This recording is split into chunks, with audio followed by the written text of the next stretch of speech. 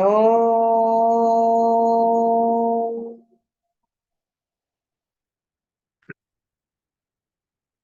గురుర్బ్రహ్మా గురుర్విష్ణుః గురుర్దేవో మహేశ్వరః గురు సాక్షాత్ పరం బ్రహ్మ తస్మై శ్రీ గురవే నమః.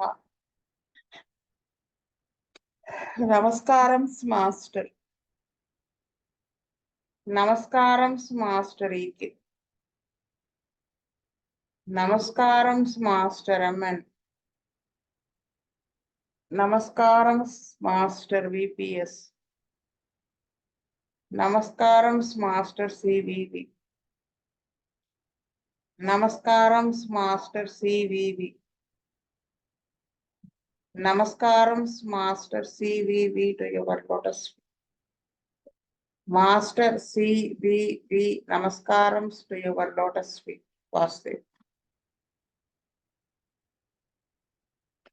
ఈ చాప్టర్ లో ఏంటంటే కెంట్ గారు 12 అబ్జర్వేషన్స్ గురించి చెప్తారు ఇంకా నుంచి నెక్స్ట్ లాస్ట్ క్లాస్ కి కంటిన్యూషన్.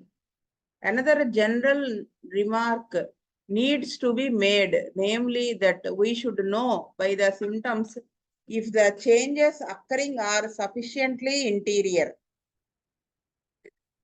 అంటే ఈ మందు ఇచ్చిన తర్వాత మనము సిమ్టమ్స్ లో వచ్చేటువంటి మార్పులు అంటే ఇంటీరియర్ అంటే లోపల లెవెల్స్ లో వచ్చేటువంటి మార్పులను మనం తెలుసుకోగలిగి ఉండాలి. If the changes that are occurring are exterior, the physician must be acquainted with the meaning of them. అంటే ఒకవేళ కనుక పైన ముందు స్కిన్ కంప్లైంట్ తగ్గింది అనుకోండి, లోపల ఉన్నటువంటి దానికంటే ఎక్స్టీరియర్స్ తగ్గాయి అనుకోండి, అప్పుడు ఫిజిషియన్ డాక్టర్ కి అలా పైనవి తగ్గినాయి, సూపర్ఫిషియల్వి తగ్గినాయి అంటే ఏమై ఉంటుంది అనేది తెలిసి ఉండాలి, నాలెడ్జ్ ఉండాలి. So that he will know by that whether the disease is being healed from the innermost or whether the symptoms have merely changed according to their superficial nature. అంటే దానివల్ల ఏమవుతుంది, జబ్బు అనేది లోపల నుంచి హీల్ అవుతుందా లేకపోతే పైన ఉన్న వేదనలు మాత్రమే తగ్గుతున్నాయా అనేది తెలుస్తుంది డాక్టర్కి కనుక నాలెడ్జ్ ఉంటే.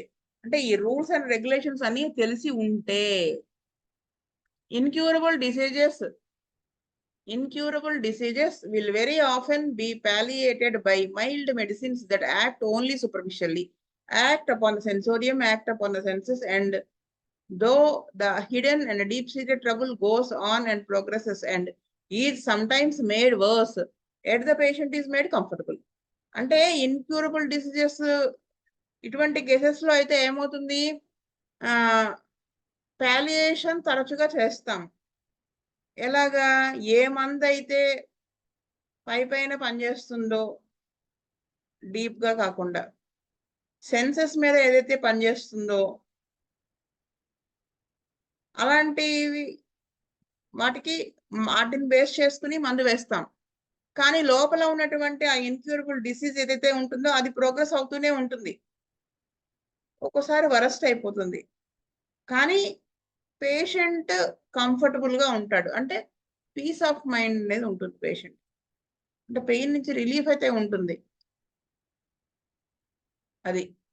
So that by the symptoms we can know whether the changes that are occurring are of sufficient depth so that the patient may recover. So that by the symptoms we can know whether the changes that are occurring are of sufficient depth so that the patient may recover. అలా కాకుండా మనము ఆ changes ఏవైతే వచ్చాయో లోతుగా local levels నుంచి changes వచ్చాయి అనేది మన వేదనల ద్వారా కనుక్కున్నాము అంటే, కనిపించింది అంటే పేషెంట్ రికవర్ అయ్యే ఛాన్స్ ఉంది అని అర్థమవుతుంది. The direction that the symptoms are taking is sufficient to tell that especially in chronic disease, దీర్ఘ వ్యాధుల్లో ఈ సిమ్టమ్స్ తగ్గేటువంటి విధానాన్ని బట్టి కేసు ఏ డైరెక్షన్ లో వెళ్తోంది అనేది మనం తెలుసుకోవచ్చు అదనమాట. అంటే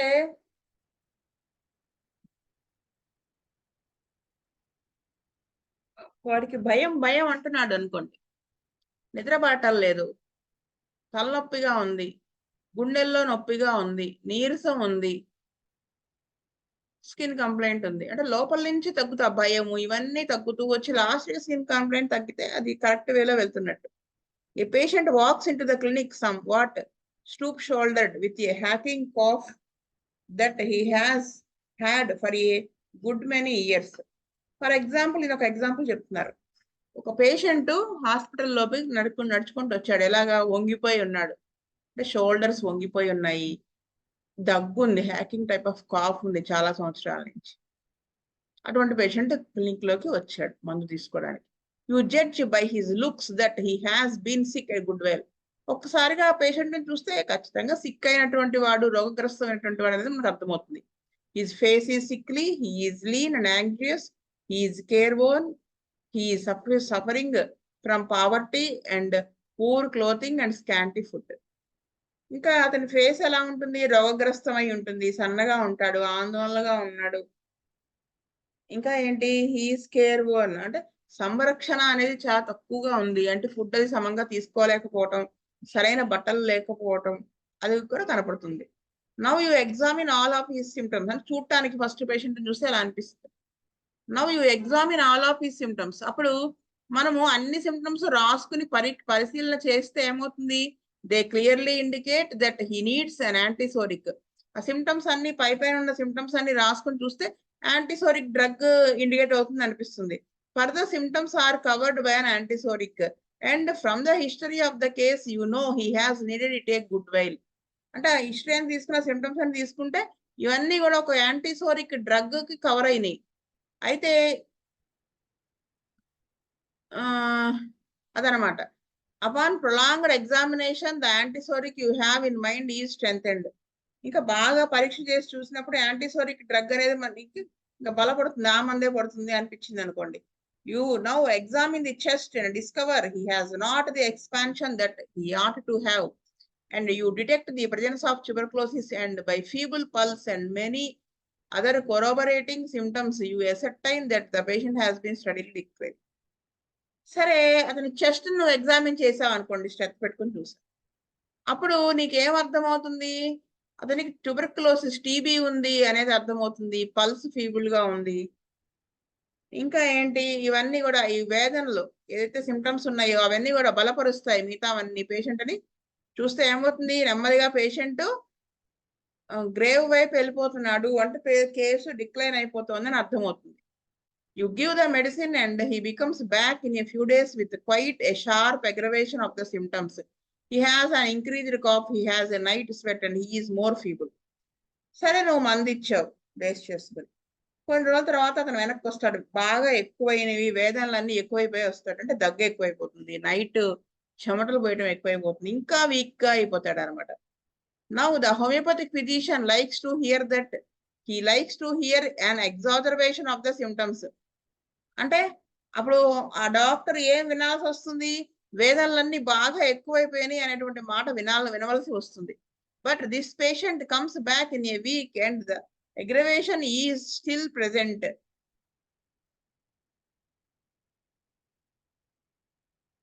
అంటే అప్పుడు మనం అంటే పేషెంటే అనవసరంగా ఉన్నదానికంటే ఎక్కువ చేసి చెప్తున్నాడు, బెటర్మెంట్ యాక్సెప్ట్ చేయట్లేదు అనిపిస్తుంది. ఎందుకంటే డాక్టర్ ఎక్కువైంది అంటే యాక్సెప్ట్ చేయడు కదా, చేయకుండా ఉంటాడు కాబట్టి అలా అనిపిస్తుంది చెప్తున్నాడు. బట్ ఈ పేషెంట్ మళ్ళీ ఒక వారం తర్వాత వస్తే comes back in a week, అప్పుడు ఇంకా ఎక్కువైపోతుంది, ఆ అగ్రవేషన్ ఇంకా ఉంటుంది, ఆ సిమ్టమ్స్ అన్ని. And somewhat on in the increase the patient is coughing worse and the expectoration is more troublesome than ever. His night sweats have been going on. దగ్గు ఇంకా ఎక్కువైపోతుంది, కళ్ళె బాగా పడుతూ ఉంటుంది, చెమటలు రాత్రి కూడా విపరీతంగా పోస్తూ ఉంటాయి. He comes back at the end of the second week and he is still worse and all the symptoms have been worse since he took the medicine. అప్పుడు ఏమవుతుంది, మళ్ళీ అతను నెక్స్ట్ ఇంకో సెకండ్ వీక్ తర్వాత వచ్చినప్పుడు ఇంకా వర్సన్ అయిపోతుంది, symptoms అన్ని ఇంకా వర్సన్ అయిపోతాయి. ఏది మందు తీసుకున్న తర్వాత నుంచి ఇంకా వర్సన్ అయిపోతుంది. He was comparatively comfortable before he took that medicine. చెప్పాలంటే అసలు మందు తీసుకోకముందే బాగున్నాడు, కొంత కాదు కొంత అయినా అని చెప్తారు. But at the end of the 4th week, he is steadily growing worse. 4వ వారం అయిపోయేటప్పటికి 4వ వారానికి వచ్చేటప్పటికి ఇంకా వర్సన్ అయిపోతుంది case. There has been no amelioration following this aggravation. There has been no amelioration following this aggravation. అంటే ఈ aggravation ఇలా కంటిన్యూ అయిపోతూ ఉంటుంది, అది తగ్గదు. అంటే ఏంటి అర్థం ఇక్కడ? మామూలుగా హోమియోపతి అగ్రవేషన్ అంటే వచ్చి తగ్గిపోతుంది, కానీ తగ్గకపోగా పేషెంట్ ఇంకా డిక్లైన్ అయిపోతూ ఉంటాడు. He is evidently declining. He now cannot come to the office for he is so weak. Office కూడా రాలేనటువంటి పరిస్థితి, క్లినిక్ కూడా వచ్చి చూపించుకోలేనంత పరిస్థితి, అంత వీక్ అయిపోతాడు. This then will be the first observation, a prolonged aggravation, final decline of the patient. అంటే ఏంటి ఇక్కడ? ఇదే ఫస్ట్ అబ్జర్వేషన్. కెంట్స్ 12 అబ్జర్వేషన్స్ లో ఫస్ట్ అబ్జర్వేషన్ ఏంటి? Prolonged aggravation. ఎక్కువ కాలము అలా ప్రొలాంగ్ అవుతూ ఉంటుంది అగ్రవేషన్ అనేది.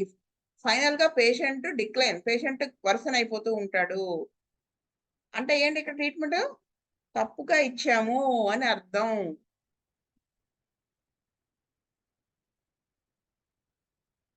అని అర్థం చేసుకోవాలి. What have we done? ఏం చేసి ఉండాల్సింది? It has been a mistake. The antipsoric was too deep. It has establish destruction. మనం ఏం చేసాము? వేదనలన్నీ చూసి అవి ఇవిగా పరిశీలించి, ఆయన పైన చెప్పాడు స్టూప్ షోల్డర్, లీన్, మట్టలు మాసిపోయిన వేసుకున్నాడు, ఫుడ్ సరిగా తీసుకోకపోవడం, ఇవన్నీ చూసి మనం ఏం చేసాం? సల్ఫర్ ఏదో ఎలాంటిది, అదే కదా ఆయన యాంటీసోరిక్ అని చెప్పింది, వేసాం. ఆ ట్యూబర్క్లోసిస్ లో సల్ఫర్ వెరీ డీప్ యాక్టింగ్ కదా, అది వేయడం వల్ల ఏమైంది? కేసు మొత్తం పోయింది. Prolonged aggravation and final decline of the patient. 2 deep దానివల్ల ఏమైనా డిస్ట్రక్షన్ అనేది స్టార్ట్ అయింది. In this state the vital reaction was impossible. He was an incurable case. ఇక్కడ వైటల్ రియాక్షన్ అనేది ఇంకా రాదు, అది ఇన్క్యూరబుల్ లోకి వెళ్ళిపోయింది. The question immediately comes up, what are you to do? మనకు వెంటనే అనిపిస్తుంది, మరైతే ఏం చేయాలి ఇలాంటి కేసులు? Are you not going to give the homeopathic remedy in such cases? అంటే అటువంటి కేసుల్లో హోమియోపతిక్ రెమెడీ ఇవ్వకూడదా? The patient steadily declines. ఈ విధంగా ఇస్తే పేషెంట్ నెమ్మది గ్రాడ్యువల్ గా డిక్లైన్ అయిపోతాడు. If you are in doubt about such action of the remedies and making the patient worse, you will probably have an undertaker's certificate to sign before long. In incurable and doubtful cases, give no higher than the 30th or 20th 200th potency and observe whether the aggravation is going to be too deep or too prolonged. ఇటువంటి incurable cases లో, లేకపోతే incurable ఏమో doubt ఉన్న cases లో మనము ఖచ్చితంగా 30th potency కంటే కానీ 200 పొటెన్సీ కంటే హయ్యర్ గా పొటెన్సీలో మనం వేయకూడదు. ప్లస్ ఆ అగ్రవేషన్ అనేది పైన ఉన్నటువంటి వేదనల అగ్రవేషనా, లేకపోతే లోపల నుంచి డీప్ గా ఎక్కువ కాలం ఉన్నటువంటి అగ్రవేషనా అనేది గమనించుకోవాలి. There are many signs in the chest in such cases to make physician doubt whether he will give a deep remedy when organic disease is present. అంటే ఇలా ఆర్గానిక్ డిసీజ్, ఒక అవయవానికి సంబంధించినటువంటి వ్యాధి, అంటే టిష్యూ చేంజెస్ అటు వచ్చినటువంటి వ్యాధి మనం కనుక డీప్ గా యాక్ట్ చేసేటువంటి రెమెడీ అనేది ఇస్తే ఏమవుతుంది?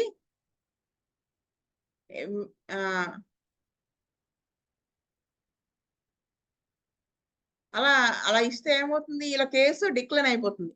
Of course this doesn't apply when things are only threatening, when you have fear of their coming, but when you are sure of their being present. In the instance given, the probability is that the remedy has been too late and has attempted to arouse his economy but turned to destruction his whole organism. అంటే మరి లోపల నుంచే మనం మందు వేయాలి కదండి, అంటే అది టూ లేట్. అప్పటికి అంతకు ముందు స్టేజ్ లో వచ్చుంటే మనం అలా వేసుంటే తగ్గేది. ఇప్పుడున్నటువంటి స్టేజ్ లేట్ గా వచ్చాడు, మనం ఇచ్చిన మందు వల్ల ఏమైంది? లోపలంతా కుదిపేసింది.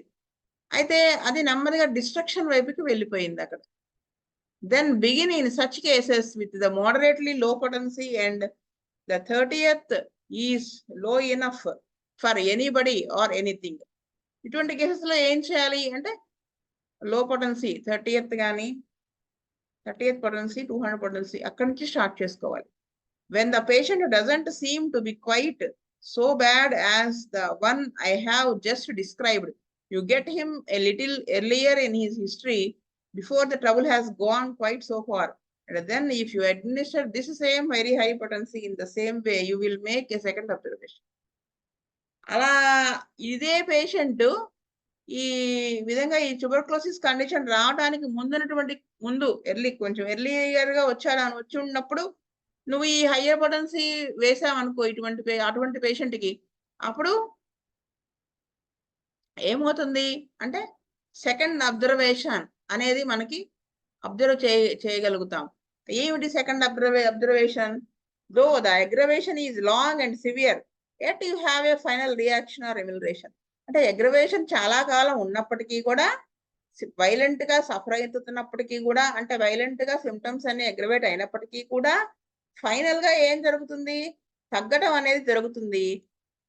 ఆ ప్రాణశక్తి రియాక్ట్ అవటం, రెస్పాండ్ అవటము అనేది ఉంటుంది అని చెప్తున్నారు. ద అగ్రవేషన్ లాస్ అంటే ఇప్పుడు ఇక్కడ కూడా టిష్యూ చేంజెస్ రాబోతున్న జబ్బుకి ముందుగా వచ్చాడు అనుకోండి, అప్పుడు మనం హైపర్ పొటెన్సీ వేస్తే సిమ్టమ్స్ అన్ని కూడా అగ్రవేట్ అవుతాయి, చాలా కాలం అగ్రవేషన్ లోనే ఉంటాయి, కానీ ఫైనల్ గా అయితే రికవరీ అయితే ఉంటుంది. ఆ అగ్రవేషన్ ఏం చేయాలంటే ఓర్చుకుని తీరాల్సిందే. నీకు రికవరీ కావాలంటే ఓర్చుకుని తీరాల్సిందే. ఇక్కడ ఇటువంటి ఇవి మనం చదువుకునేటప్పుడు ఈకే గారు సీనియర్ ఫిలాసఫీలో చాలా బాగా చెప్పారు, మనకు అర్థమయ్యేట్టుగా 1, 2, 3 ఎగ్జాంపుల్స్ తో చెప్పారు. అది చదువుకుంటే ఇంకా బాగుంటుంది. Though the aggravation is the aggravation lasts for many weeks perhaps, and then his fuel economy seems to react and there is slow but sure improvement. అంటే అటువంటి కేసెస్ లో ఏమవుతుంది? ఈ అగ్రవేషన్ అనేది చాలా వారాల పాటు ఉండొచ్చు. కానీ ఎప్పటి నుంచో ఈ ఫీబుల్ అంటే వీక్ గా ఉన్నటువంటి ఈ ఎకానమీ, ఆ వ్యవస్థ అంటే మానవ శరీరం అనేది రియాక్ట్ అవటం స్టార్ట్ అవుతుంది. అది నెమ్మదిగానే అయి ఉండొచ్చు, కానీ స్లోగా ఇంప్రూవ్మెంట్ అయితే ఖచ్చితంగా వస్తుంది. It shows that the disease has not progressed quite so far. ఇక్కడ మనకేం అర్థమవుతుంది దీన్ని బట్టి? వ్యాధి అనేది ట్యూబర్క్లోసిస్ లాంటి అంత డీప్ గా అంత ముందుకి వెళ్ళలేదు ఇంకా. The changes have not become quite so marked. ఈ మార్పులు అనేటువంటివి అవి become quite so marked. At the end of 3 months, he is prepared for another dose of medicine, and you see a repetition of the same thing, and you may know then that that man was on the borderland, and had he gone further, cure would have been impossible. మనకి ఒక 3 నెలల తర్వాత మనకి ఏం అర్థమవుతుంది, ఏం తెలుస్తుంది అంటే మనం ఇంకొక పొటెన్సీ, ఇంకొక డోసు, అదే మందు అదే పొటెన్సీ ఇంకొక డోసు రెడీ చేసుకోవాల్సి వస్తుందని అర్థమవుతుంది. అంటే అప్పుడు దాన్ని బట్టి మనకేం అర్థమవుతుంది? బార్డర్ లైన్ లో ఉన్నాడు, ఆ టీబీలోకి ఇంకా వెళ్ళలేదు అని. ఒకవేళ వెళ్ళిన తర్వాత తీసుకొస్తే కనుక క్యూర్ అనేది ఇంపాసిబుల్ అవుతుంది. అడ్వాన్స్డ్ కండిషన్స్ లో తీసుకొస్తే మనము గనక హయ్యర్ పొటెన్సీ వేస్తే అది అని చెప్పారు. అక్కడ వేయకూడదు, 30-200 అక్కడి నుంచి స్టార్ట్ చేసుకోవాలని చెప్పారు. It is always well in doubtful cases to go to the lower potencies, and in this way go cautiously prepared to antidote the medicine if it takes the wrong course. ఇట్లాంటి doubtful cases లో మనం కనుక lower potency వేసినప్పటికీ కూడా ఏమన్నా aggravation వచ్చి ఇంకేమన్నా suffering అది violent గా ఉంది, లేకపోతే మనం తప్పు మందు వేసాం అనుకున్నప్పుడు మనం రెడీగా ఉండాలి ఆ మెడిసిన్, రాంగ్ గా వేసినటువంటి మెడిసిన్ ని యాంటిడోట్ చేసేట్టుగా. Then the second observation is the long aggravation but final and slow improvement. దీన్ని బట్టి ఏంటి? సెకండ్ అబ్జర్వేషన్ ఏంటి? ఎక్కువ కాలం అగ్రవేషన్ ఉంటుంది, లాస్ట్ కి ఫైనల్ గా స్లోగా ఇంప్రూవ్మెంట్ అనేది ఉంటుంది. ఫస్ట్ అబ్జర్వేషన్ ఏంటి? Prolonged aggravation, final decline of the patient. ఇక్కడ second observation long aggravation but final and slow improvement. అది తేడా. అది ఇదే కేసుని డీప్ యాంటీసోరిక్ వేస్తే ఫస్ట్ అబ్జర్వేషన్ జరుగుతుంది, కనిపిస్తుంది. అలా కాకుండా 30-200 పొటెన్సీలో అంత డీప్ యాక్టింగ్ కాకుండా వేస్తే ఏమవుతుంది? సెకండ్ అబ్జర్వేషన్ అనేది మనకి డెమాన్స్ట్రేట్ చేయబడి చూపిస్తుంది. If at the end of a few weeks he is little better and his symptoms are little better than when he took the dose, there is some hope that finally the symptoms may have an outward manifestation whereby he will attain final recovery, but for many years you may go along with prolonged aggravations. అంటే కొన్ని వారాలు అయ్యేటప్పటికి ఏమవుతుంది, patient he is a little better, అంటే patient కొంత betterment కనిపిస్తుంది అని, ఏదో బాగున్నానండి అంటాడు. కొన్ని రోజుల తర్వాత ఏమవుతుంది, అతనికి ఉన్న బాధలో కొంచెం బెటర్ అయినట్టుగా కనిపిస్తుంది మందు వేసుకున్నప్పుడు. తర్వాత మనకి ఏమవుతుంది, ఫైనల్ గా సిమ్టమ్స్ అన్ని కూడా లోపలవన్నీ కూడా బయటికి వ్యక్తం అయ్యి ఫైనల్ గా రికవరీ అనేది వస్తుంది, లోపల నుంచి తగ్గుతూ బయటకు వచ్చి. But for many years you may go along, కానీ చాలా సంవత్సరాలు ఈ అగ్రవేషన్ అనేది, ప్రొలాంగ్డ్ అగ్రవేషన్ అనేది ఉండొచ్చు. ఇది మాత్రం ఇక్కడ మీరు ఒకసారి సీనియర్ ఫిలాసఫీ వినండి, అక్కడ చాలా బాగా చెప్పారు మాస్టర్ గారు, ఎగ్జాంపుల్స్ తో చెప్పారు.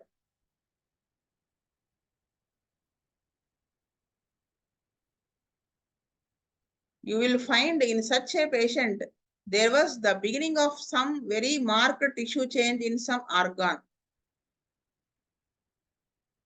అయితే ఈ పేషెంట్ ట్యూబర్క్లోసిస్ లాంటివి వచ్చేటువంటి డీప్ సీటెడ్ డిసీజ్ ఉన్నటువంటి కేసెస్ లో బిగినింగ్ లో కాకుండా there was the beginning of some very marked tissue change in some organ. ఇటువంటి పేషెంట్ లో కనుక కొంచెం అంటే ఈ ప్రొలాంగ్డ్ అగ్రవేషన్ ఉండి ఫైనల్ గా ఇంప్రూవ్మెంట్ వచ్చేటువంటి కేసెస్ లో ఏదో ఒక ఆర్గాన్ లో టిష్యూ చేంజ్ స్టార్ట్ అయిందని మనకు అర్థమవుతుంది, స్టార్ట్ అయ్యి ఉంటుంది. దానివల్ల రికవరీ అయ్యే ఛాన్స్ ఉంది కాబట్టి ఆ అగ్రవేషన్ ఎక్కువ కాలం ఉంటుంది అనమాట. అది అందుకే కదా కొన్ని డిసీజెస్ లో మనం మందు వేస్తే బాడీ మీదకి దిగితే, ఆ బాడీ మీద దిగితే తట్టుకునే ఇది ఉండాలి అని చెప్తారు. అందుకే గ్రాడ్యువల్ గా పొటెన్సీ పెంచుకుంటూ వేయమని చెప్తారు. We may know by observing the action of the remedy what state the tissues are in, as well as know something about the prognosis for the patient. అంటే మందు యొక్క ఏ విధంగా పనిచేస్తోంది, అసలు టిష్యూస్ అన్ని ఏ స్థితిలో ఉన్నాయి, జబ్బు ఎటువైపు వెళ్తోంది, పేషెంట్ కండిషన్ ఎటువైపు వెళ్తోంది అనేది మనకందరూ తెలిసి ఉండాలి, తెలుస్తుంది కూడా. The third observation after administering the homeopathic remedy is where the aggravation is quick, short and strong with rapid improvement of the patient. ఇప్పుడు థర్డ్ అబ్జర్వేషన్ ఏంటి, వచ్చేటువంటి హోమియోపతిక్ అగ్రవేషన్ చాలా ఫాస్ట్ గా స్పీడ్ గా వస్తుంది, తక్కువసేపు ఉంటుంది, ఇంకా సఫరింగ్ విపరీతంగానే ఉంటుంది, కానీ పేషెంట్ కి ఇంప్రూవ్మెంట్ కూడా అంతే ఫాస్ట్ గా వస్తుంది. ఇది థర్డ్ అబ్జర్వేషన్. ఎలాంటి కేసెస్ లో ఇది, whenever you find an aggravation comes quickly, is short and has been more or less vigorous, then you will find the improvement of the patient will be long. ఎప్పుడైతే ఎవరికైతే aggravation చాలా fast గా వచ్చేయడం, తక్కువసేపు ఉండడం, ఆ వచ్చిన కాసేపు కూడా విపరీతమైన సఫరింగ్ ఉండడం, దానివల్ల మనకి ఏమని తెలుస్తుంది అంటే పేషెంట్ కి ఇంప్రూవ్మెంట్ వస్తుంది, కానీ కొంచెం టైం పడుతుంది తప్ప ఇంప్రూవ్మెంట్ అయితే ఖచ్చితంగా వస్తుంది. Improvement will be marked, the reaction of the economy is vigorous and there is no tendency to any structural change in the vital organs. ఎటువంటి కేసెస్ లో ఈ థర్డ్ అబ్జర్వేషన్ అనేది మనం గమనించగలుగుతాము, వైటల్ ఆర్గాన్స్ అంటే హార్ట్, లివర్, లంగ్స్ ఇటువంటి organs లో structural గా ఏవి చేంజెస్ రాకుండా, నో టెండెన్సీ లేకపోవటం, ప్లస్ వేసిన మందుకి రియాక్షన్ అనేది చాలా విగరస్ గా వైలెంట్ గా ఉండడం, అటువంటి వాటిల్లో ఇంప్రూవ్మెంట్ అనేది మార్క్డ్ గా కనిపిస్తుంది. Any structural change that may be present will be found on the surface in organs that are not vital. Abscesses will form and often glands that can be done without will separate in the regions that are not important to the life of the patient. అయితే ఇక్కడ ఏం చెప్తున్నారంటే, ఈ structural change అనేది కనుక పైన ఉన్నటువంటి వాటిల్లో ఈ నెయిల్స్ అనో స్కిన్ అనో వీటిల్లో వచ్చి ఏవైతే వైటల్ ఆర్గాన్స్ కావో అటువంటి వాటి మీద వచ్చి, అంటే స్కిన్ మీద ఏంటండి అంటే చీముతో కూడినటువంటి కురుపులు, లేదా గ్లాండ్స్ స్వెల్లింగ్ అవడం, అవి చీము పట్టడం, ఇవేంటి not important to the life of the patient. దీనివల్ల పేషెంట్కి ప్రాణానికైతే ప్రమాదం ఉండదు. Such organic changes are surface changes. ఇక్కడ వచ్చేటువంటి చేంజెస్ ఏంటి, అవయవానికి సంబంధించినవే కానీ పైన వచ్చినటువంటి changes, and are not like the changes that takes place in liver, kidneys and heart and brain. Brain లోను, హార్ట్ లోను, కిడ్నీస్, లివర్స్, ఇటువంటి వాటిల్లో వచ్చేటువంటి చేంజెస్ మార్పులు లాంటివి కాదు ఇక్కడ వచ్చినవి. వైటల్ ఆర్గాన్స్ కాకుండా ఇటువంటి వాటిల్లో మనము ఈ థర్డ్ అబ్జర్వేషన్ అబ్జర్వ్ చేయగలుగుతాం. Such organic changes make a difference in your mind between organic changes that takes place in the organs that are vital, that carry on the work of the economy, and organic changes that take place in structures of the body that are not essential to life. అంటే మనము అక్కడ ఆ తేడా అనేది గమనించగలగాలి. అంటే vital organs లో changes రాకుండా పైన ఉన్నటువంటి అవయవాల్లో చేంజెస్, స్కిన్ ఇలాంటి వాటివి, లింఫ్ గ్లాండ్స్, వీటిల్లో నుంచి వచ్చినటువంటి చేంజెస్ మనం అబ్జర్వ్ చేయగలిగి ఉండాలి. ఏ బాడీలో ఎటువంటి ఆర్గాన్స్ లో అయితే, అంటే సూపర్ఫిషియల్ ఆర్గాన్స్ లో స్ట్రక్చరల్ చేంజెస్ వస్తే అవి పెద్ద ప్రాబ్లం కాదు. అండ్ అగ్రవేషన్ అటువంటి వాటిల్లో మనం మందు వేస్తే ఏమవుతుంది, అగ్రవేషన్ అనేది క్విక్ గా ఉంటుంది, షార్ట్ గా ఉంటుంది. Strong is one that is to be wished for and is followed by quick improvement.